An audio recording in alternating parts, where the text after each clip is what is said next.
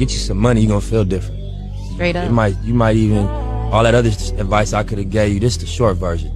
You know, get you a couple dollars, man. You're gonna feel different. That hustle. Big shout out to SPI, Spotter Low. You know, I'm in the black box. Had to come through, tap in, show love one time. Yeah, y'all make sure y'all subscribe. Stay tuned. All that. What's good for the goose is good for the gander. When I say that, I'm referring to my boy, brother, Byron Blake. On my mama, I'm very familiar with his content creating style. I'm familiar with his history and battle rap. Familiar with his character to a certain degree. I even know some of his ops that salute him. Shout out to some of the Compton Power Rules. I'm going to leave it at that.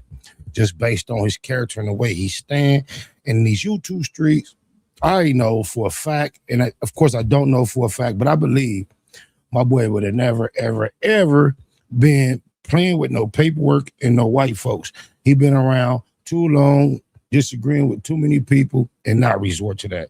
But they went there with him. Like he is not capable of putting these words together, playing with this paperwork if that's what they want to do. And we reacted to the other day. He got a suit, 6-figure suit against Silly Seti Fetty, Nasty Nash.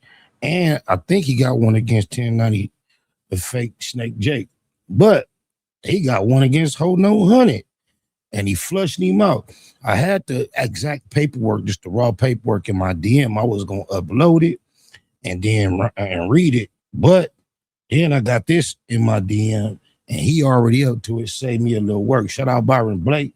And we finna see what his latest move is being in these YouTube streets as these dudes done put these white people all in his business.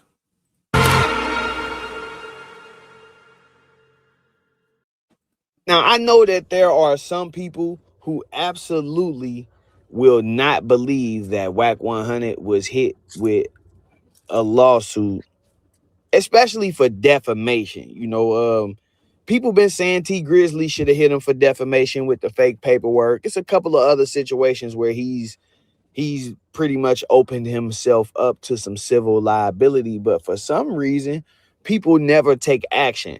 And I think this is what bolsters Wack100's position. So you know, because he's like 1090 Jake. They say, well, if I'm lying, so you think I got a case? Because this is not true. I don't know if this could be considered defamation.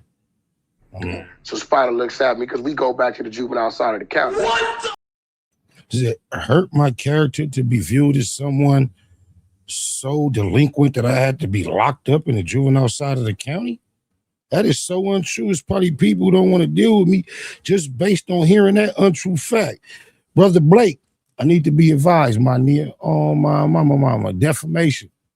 To me, you know, and it's, I believe that they do that because they think people don't want to sue because they have skeletons that they don't want to come out. You know, if you say you suing somebody for defamation and they come back and say, well, it's true, then you have to prove that it's not true in order for your defamation claim to stand. So that's the strategy I see them using when they say, well, if I'm lying, sue me. In this case, though, it looks like Wack100's challenge has been accepted. As y'all can see, Blake versus Jones, the complaint has been filed.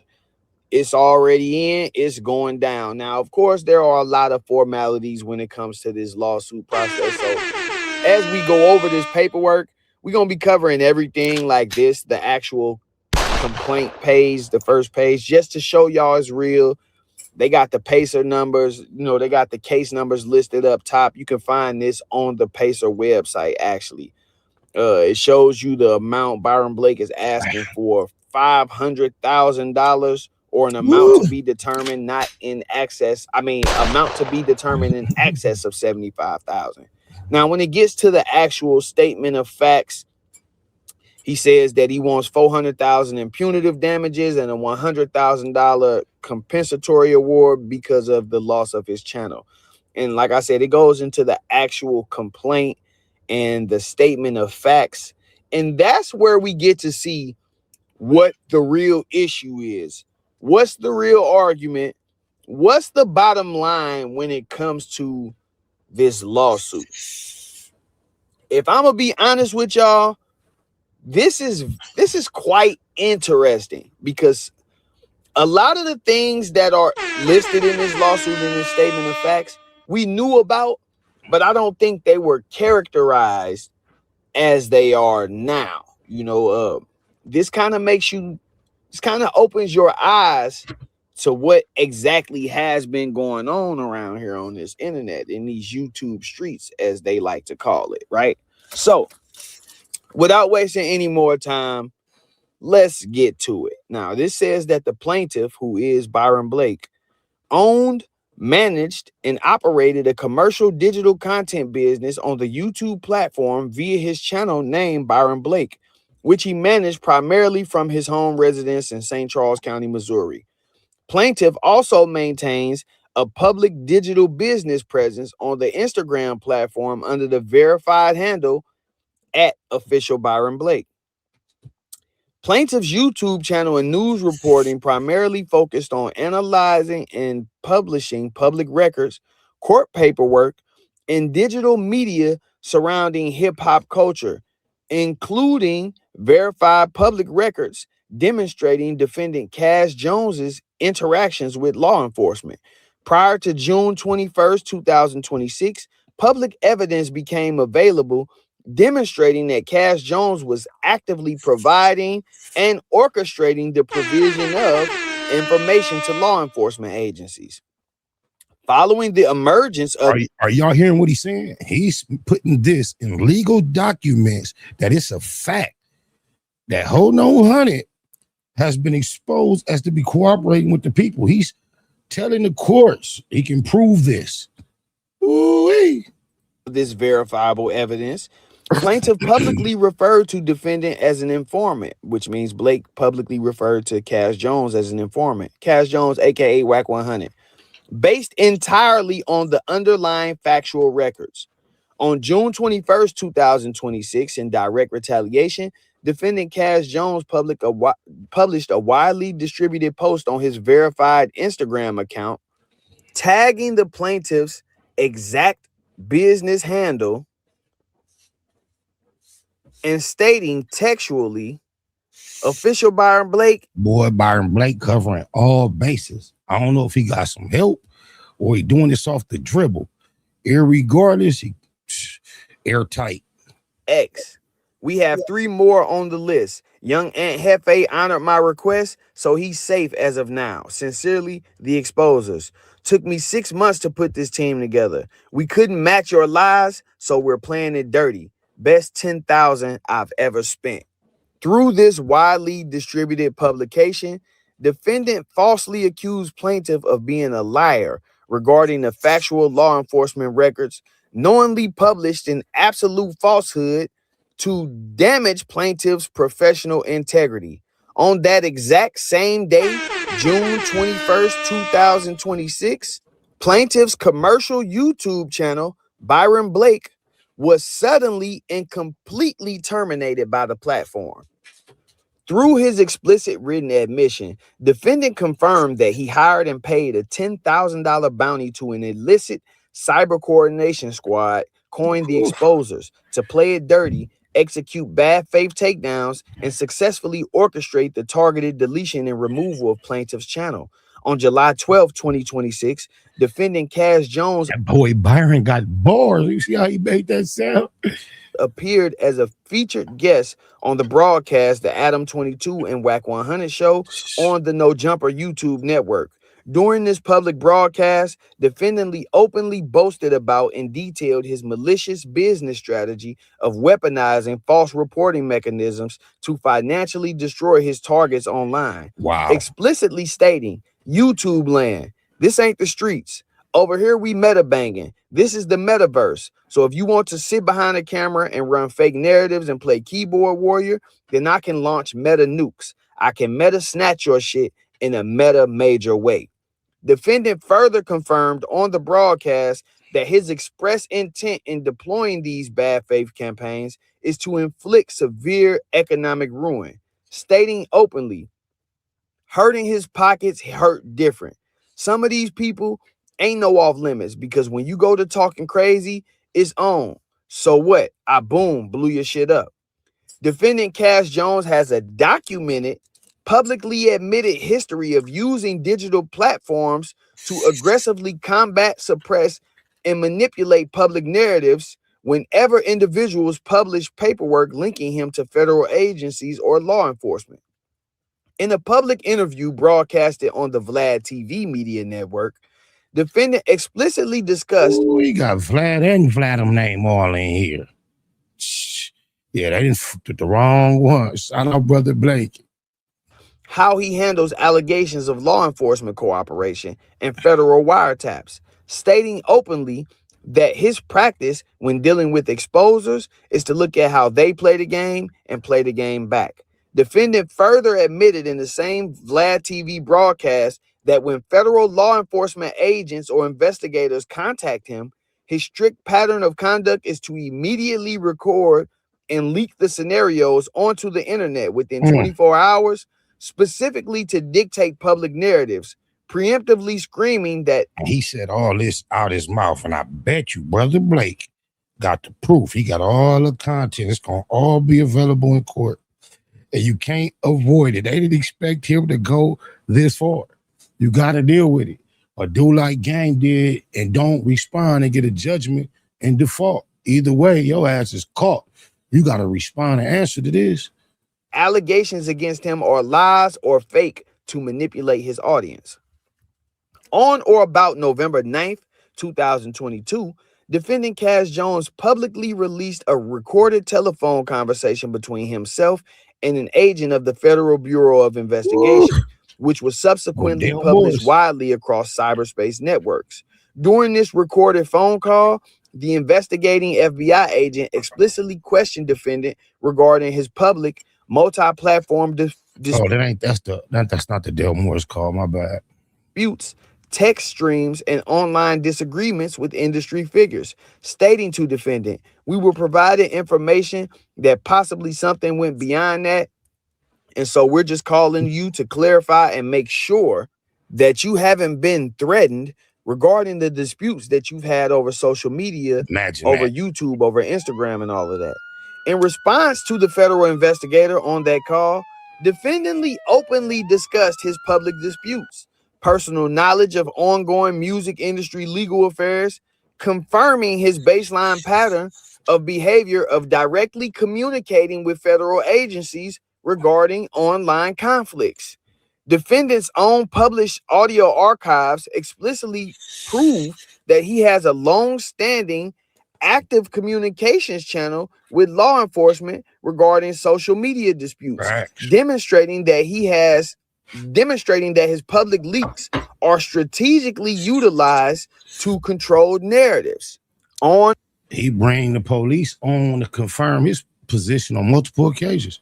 Or about March 17, 2025, an official federal criminal complaint was filed in United States District Court for the Central District of California under case number 225 MJ 01494.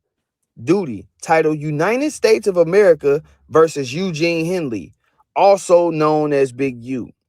Page 52 of the official federal court documents explicitly names and transcribes defendant Cash Jones participating in a public media broadcast where he breaks down and explains the extortion, manipulation, and robbery tactics used by Henley against various victims, specifically stating, you know why he wanted to give dude back the 40, right? Because he was going to make the dude give him 20 for getting it back. A true and correct copy of this specific page 52 is attached here too as Exhibit A. The federal government explicitly relied upon, cited, and incorporated defendant Cash Jones's detailed analytical statements within the body of their official criminal complaint to corroborate their active RICO and extortion investigation into the targeted criminal enterprise. Plaintiff's public reporting and commentary accurately summarize these exact court records, stating that defendant Cash Jones acted as an informant by utilizing an unconventional open source reporting method, specifically going on to highly publicized podcasts to intentionally broadcast investigative facts, criminal methods and insider information with the knowledge and expectation that law enforcement agencies monitor and ingest those broadcasts for prosecution. This open source investigative funnel is further corroborated by recorded telephone conversations orchestrated and subsequently leaked by defendant Cass Jones involving an individual named Williams, quote unquote, and a cooperating federal witness designated as victim one, quote unquote. Specifically, on a public broadcast network, defendant published and participated in a recorded multi-party telephone conversation involving himself, the individual known as Williams, and the cooperating federal witness designated as victim one. During this multi-party phone transmission, defendant Cass Jones actively directed the flow of conversation, manipulating the dialogue to extract specific incriminating details regarding Eugene Big U Henley's criminal operations. On a subsequent public broadcast, defendant Cass Jones explicitly and subjectively admitted on tape that he was a direct participant in the aforementioned telephone conversation with Williams and victim one. Defendant Cass Jones has publicly admitted that victim one explicitly confided in him that he was actively cooperating with law enforcement to secure an indictment against Henley. Despite having subjective knowledge that victim one was actively cooperating with the government, defendant Cass Jones intentionally orchestrated the telephone call to extract statements framing Henley as the sole individual responsible for the underlying criminal act. So you set up this call knowing that this dude was doing this. Defendant Cass Jones then published this orchestrated recording to the internet, tracking his established pattern of using open source channels to deliver actionable investigative material to federal agencies while publicly masking his cooperation as social media content. Because the official federal court record in case number 225 MJ01494 duty explicitly confirms that the federal government used defendants' public statements to build their criminal case, plaintiffs labeling defendant as an informant or cooperator were entirely true and legally protected.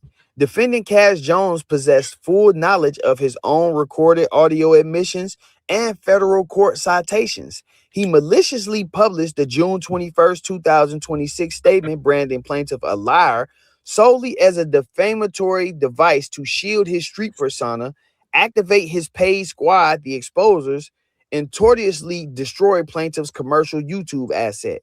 Defendant's public admissions on Vlad TV and No Jumper directly establish his subjective motive and intent to target the plaintiff because plaintiff possessed and discussed verifiable evidence demonstrating defendant's cooperation with law enforcement. Defendant deployed his paid squad, fabricating the narrative that plaintiff was a liar and permanently sabotaged plaintiff's business to stop the dissemination of his records. As a direct and proximate result of defendant's statement branding plaintiff a liar, third-party platform users, subscribers, and digital network moderators actually altered their perception of plaintiff's integrity and honesty, believing plaintiff to be a systematic fabricator of news. The widespread dissemination of defendant's malicious falsehood directly triggered a wave of massive bad faith reporting by platform users, acting as a direct mechanism that caused the instant permanent termination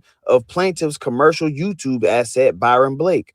Following the publication of defendant's defamatory statements and the subsequent destruction of his channel, valid business affiliates, content networks, and digital advertising sponsors refused to continue association with plaintiff, citing the public allegations of fabrication and professional dishonesty.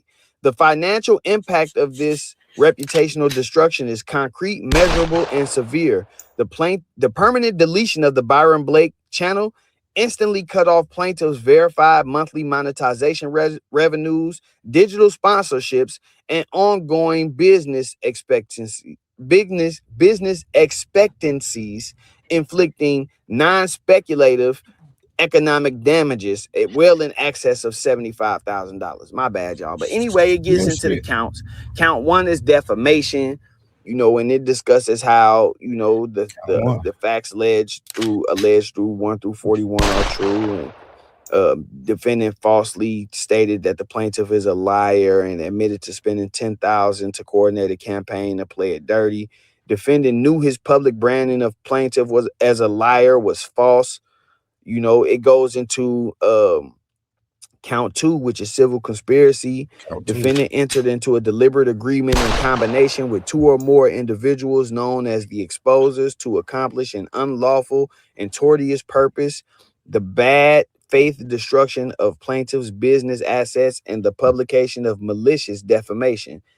Defendant performed a calculated overt act in furtherance of this conspiracy by funding the operational activities of this group with a documented $10,000 financial payment.